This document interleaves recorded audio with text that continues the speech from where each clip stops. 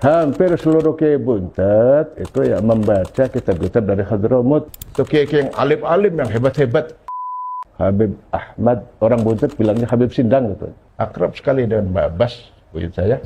Saking akrabnya sampai wasiat. Kalau saya mati, izinkan kepada Kiai Buntet saya dikubur di samping Kiai Abbas.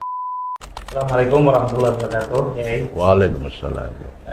Apa nasihat Pak Kiai Rifdul Khawas untuk para santri secara umum, khususnya teman-teman santri yang mondok di Pondok Pesantren Nurul Huda untuk menghadapi akhir zaman ini supaya mereka fokus belajar? Nah, itu penting sangat, itu penting sekali. Syai'un muhimun, apa yang digagas oleh Gus Abror tadi.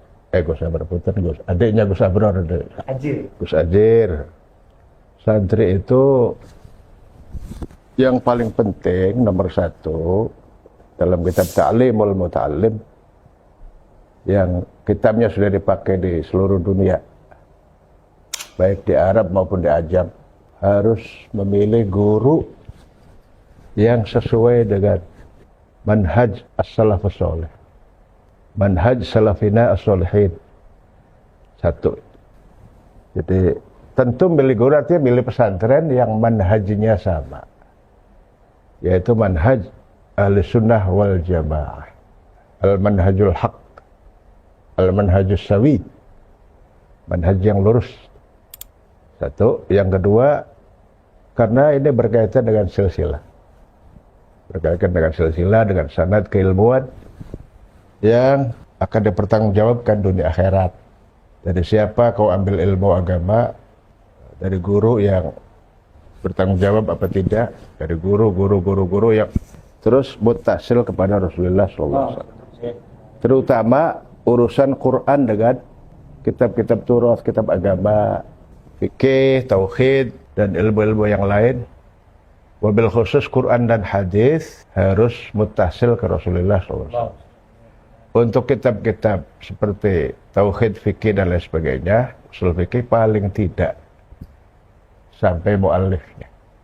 Paling tidak sampai mu'allifnya. Untuk bermadhab harus punya silsilah atau sanad paling tidak kepada sahibul madhab. Seperti Imam Syafi'i, Imam Malik bin Anas al-Asbahi, Imam An-Nu'man, Abi Hanifah, Imam Ahmad bin Hanbal al-Syaibani.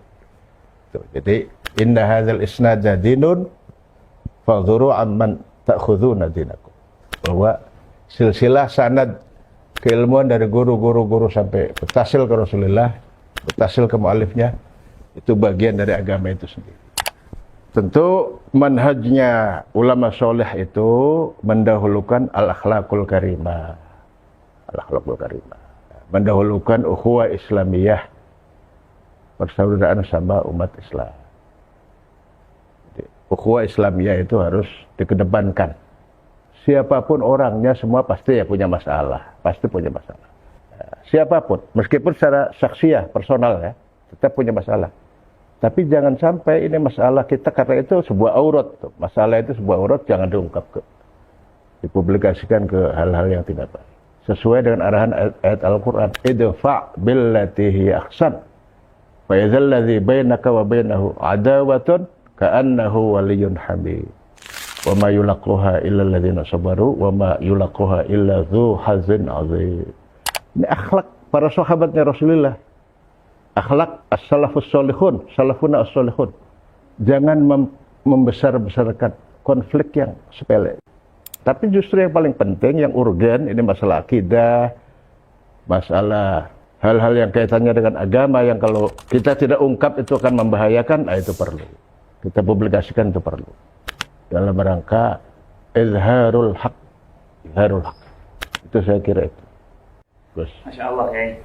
Wow, kami sesampainya di Pondok Pesantren, kami langsung jamaah ke masjid. Yeah. Kemudian di atas pintu sebelah kanan itu ada zikir la ilaha illallah al-afi ba'da qudratik dan seterusnya. Tapi tertulis di situ zikrul hadd. Ya, betul. Ini apakah ada hubungannya dengan al-haddad yang dzurriyyatin Nabi SAW, atau bagaimana asal? Kayak saya pernah melacak di kitabnya, itu amalan para ulama di daerah Hadramut. Kalau di kitabnya itu ada redaksi dari Al-Habsyi kalau nggak salah. Cuma Al-Maghfur lah, Al-Marhum Al-Allamah Ki Haji Muhammad Akyas, adiknya Ki Abbas, itu untuk membuat gampang ke orang awam. Tashilan lil awam bilangnya zikrul haddad gitu. Zikrul haddad dibuntut wajib itu. Dibaca seperti itu wajib. Kalau ada jenazah dibaca itu wajib. Kata beliau, kata Ki Akyas, kalau ada jenazah dibacain ini, maka jenazahnya wafat husnul khotimah min ahlil jannah, juga yang mensolatinya, juga yang tasyi'ul janazah, musayyi'innya, yang mengantar jenazah sampai makbarah, juga yang menggali kuburannya, juga yang ahli seluruh desa itu diampuni oleh Allah Subhanahu wa taala berkat zikir ini. Bacaan itu tadi yang disebut zikrul haddad. Itu udah jadi budaya di Buntut Santri. Jadi bisa dibilang wajib. Bisa dibilang wajib itu jadi karena sudah tradisi itu tuh, wajibnya wajib tradisi artinya. Bukan wajib fardu ain, bukan. Ya. Wajib ada. Ya, betul. Ay lazim, syai'un lazim. Nah, apakah itu menggambarkan hubungan antara masyayikh Buntut dengan habaib atau bagaimana ya? Oh, sudah barang tentu. Semua para ulama di Buntut, para kiai di Buntut, itu hubungannya dengan para habaib dalam tiga hal. Satu, hubungan murid dengan guru, dan hubungan guru dengan murid. Yang kedua, hubungan persahabatan. Yang ketiga, hubungan literasi ilmiah. Tiga hubungannya itu. Kalau hubungan sesama orang Muslim, umat Nabi Muhammad, nggak perlu dibahas. Semua orang sudah tahu. Semua orang sudah tahu hubungan antar umat Nabi besar Muhammad SAW. Sudah jelas, nggak usah dibahas. Tapi tiga hal ini, guru dengan murid, murid dengan guru. Yang kedua, hubungan persahabatan. Yang ketiga, literasi ilmiah. Hubungan guru dengan murid, contoh seperti Ki Soleh Benda Kerep, Ki Soleh Zamzam, itu kan lahir di Buntut. Lahir di Buntut, jadi ulama besar, kemudian pindah ke Benda. Itu beliau banyak gurunya dari kalangan habaib itu banyak.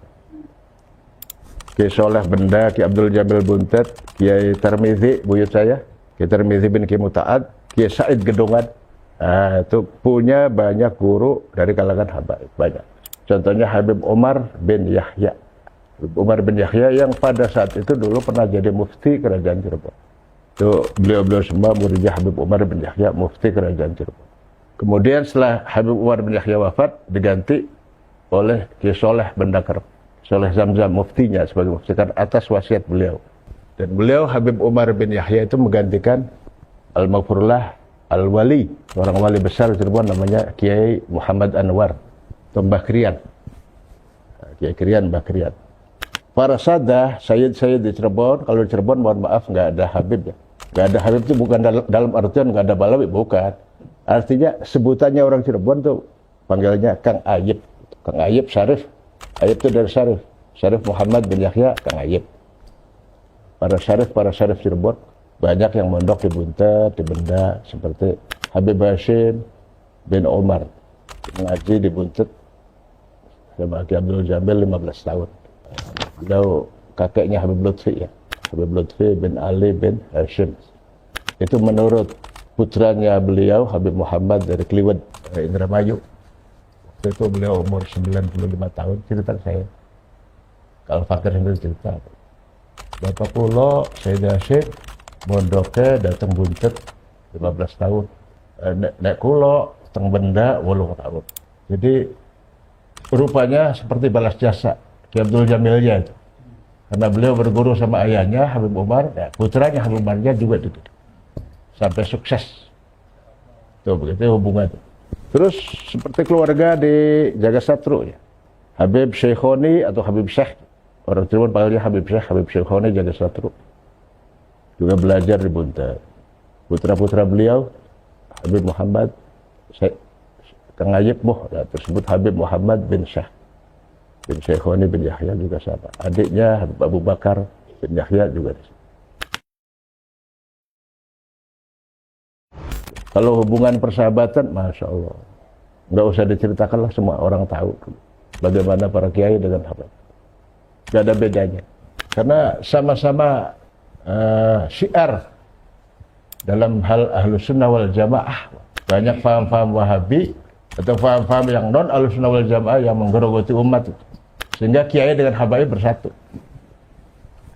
Contoh seperti Habib Ali Al-Habsyi dengan Ki Abbas. Habib Salim bin Jindan Jakarta dengan Ki Abbas. Contoh kecilnya itu. Habib Ali Al-Habsyi akhirnya setelah Ki Abbas wafat dilanjut ke adiknya Ki Muhammad Akyas.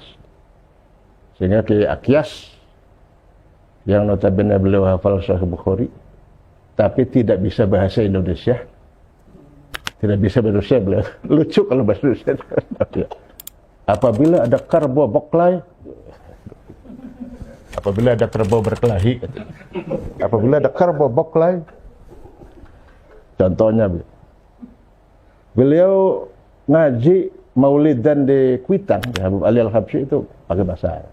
Karena beliau itu juga sastra Arabnya bagus dan penyair mutarajilat. Puluhan ribu syair beliau itu ada peninggalannya. Terus kayak Ki Muhammad Anas sama dengan katanya. Wah banyak lah, kalau ceritain itu banyak. Habib Salim bin Jindan, Habib Syekhone, Jaga Satru, Cirebon. Di Sindang itu ada seorang wali besar, Dzulkaromah, Habib Ahmad, orang Buntut bilangnya Habib Sindang gitu. Habib Sindang. Karomahnya masyhur. Itu mukholid dengan Ki Abbas. Akrab sekali dengan Mbak Abbas, buyut saya. Saking akrabnya sampai wasiat. Kalau saya mati, izinkan kepada Kiai Buntut saya dikubur di samping Ki Abbas. Akhirnya terlaksana. Makanya ini di Makbaro Gajah Ngabung saya ada Ki Abbas. Di sininya istri beliau yang dua, Jai Hafizum ini dari Benda. Sininya Ya Ana. Dari sininya Habib Ahmad Sindang. Atau disebut Habib Sindang. Sesuai dengan wasiat. Karena mukholid luar biasa. Saling membantu antara beliau dengan Ki Abbas. Karena Ki Abbas sering mendatangkan logistik dari Brebes, Tegal. Waktu zaman Jepang kelaparan itu zaman kelaparan. Logistik beras ngangkut pedati. Puluhan pedati.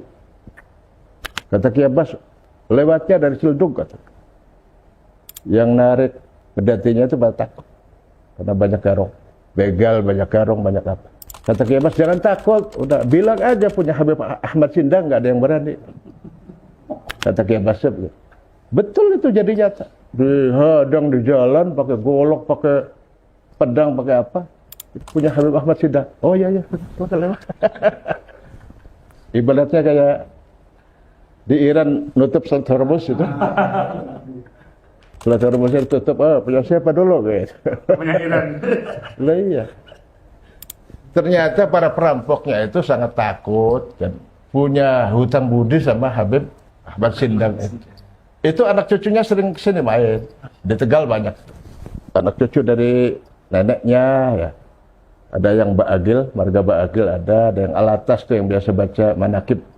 Syekh Abdul Qadir Jilani di anak cucunya. Ada yang Alatas, ada yang Ba'agil.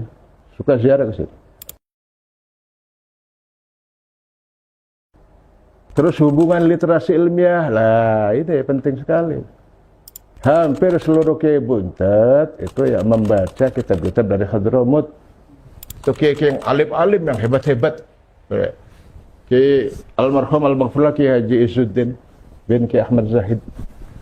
Itu sering baca kitab Buyatul Mustarsyid. Ya, juga baca saya sendiri ngaji kitab Sa'adur Rafiq. Syarah Sulam Taufik. Itu baik matan maupun syarahnya kan dari Hadramut. Juga Ki Muhammad Nasir juga sama. Buhyatul Mustarsyid. Baca sampai hatam. Sebelum beliau Ki Haji Ahmad Zahid itu wiridan ngaji kitab Sulam Taufik. Di Masjid Buntut itu dulu ada keharusan ya. Kalau hatam Sulam Taufik dikaji ulang. Hatam Sulam Taufik dikaji ulang. Terus wiridannya almarhum al-Maghfurlah Ki Ahmad Zahid, adiknya Mbak Abbas. Kiai Haji Mustahdi Abbas, dulu almarhum bapak saya, itu banyak ngaji sama Kiai Mustahdi Abbas, di antaranya kitab Risalah Mu'awanah wal Mudhawarah, Terus kitab An-Nasihatul Diniyah karangannya Al-Habib Qutbul Irsyad Abdullah bin Alawi Al-Haddad. Terus Ad-Da'watut Tammah. Nah ini. Ad-Da'watut Tammah. Bukan yang tendensius. Da'watut Tammah. Itu sering dibaca sama Al-Mafurlah Kiai Haji Mustadi Abbas. Lah hubungan Kiai Mustadi dengan habaib bagaimana? Ya jangan ditanyakan. Kok ditanyakan aneh. Dulu ada Habib Alim dari Lasem ya. Saya tahu fotonya tadinya ada itu, hitam putih Mas. Karena yang moto almarhum bapak saya itu. Bapak saya juga ikut. Jadi panitia haulnya. Di Lasem ada Habib Alim namanya Habib Haidar As-Sagaf. Habib Haidar As-Sagaf kalau nggak salah.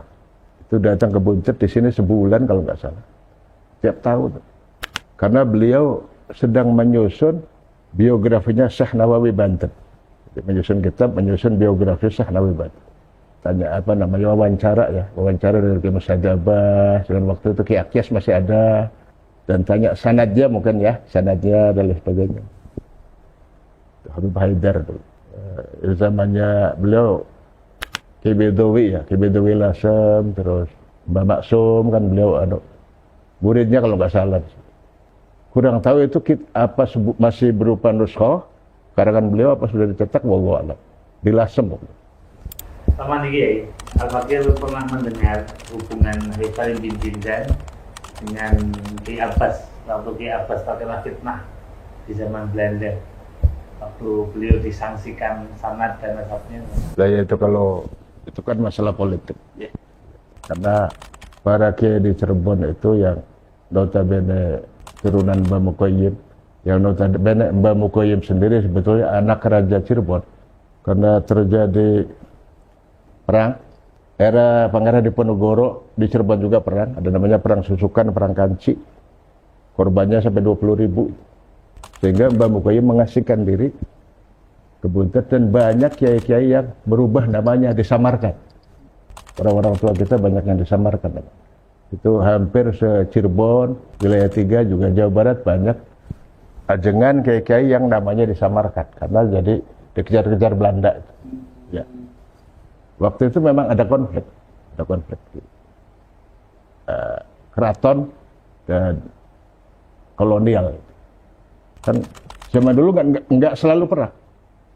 Ada gencatan senjata, jangan damai dulu, lama nanti kalau ada timbul lagi. Begitu. Di Indonesia semua begitu.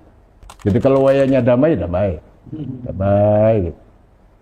Ntar kalau ada masalah, konflik lagi.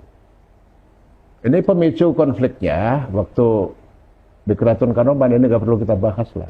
Nggak perlu kita bahas. Mbah Mukoyim itu kayak kasus Sultan Matangaji dengan adiknya Pangeran Surya Negara. Seharusnya kan beliau yang jadi sultan, tapi Belanda tidak mau. Juga para ulama, para kiai Cirebon protes. Keceran. Sampai korbannya 20.000 orang kurang lebih. Ya betul, Habib Salim bin Jindan itu karena beliau ahli sejarah ya, mu'arikh, bukan hanya muhaddis. Kata Syekh Yasin, beliau menyebut muhaddis Jakarta. Hafalannya bagus, kuat sekali beliau itu. Ahli sejarah, ahli fikih. Dan beliau pernah mondok di Bangkalan ya. Bangkalan. Dekat dengan para kiai, para ulama ya. Hampir semuanya seperti beliau, sebenarnya habaib zaman dulu. Makanya ya penting silaturahmi itu penting sekali. Silaturahmi itu penting. Supaya jangan putus komunikasi. Miskomunikasi. Mungkin cucu-cucu beliau, Habib Salim bin Jindan nggak tahu. Cucu-cucu beliau tuh yang viral-viral itu siapa? Habib Jindan itu kan?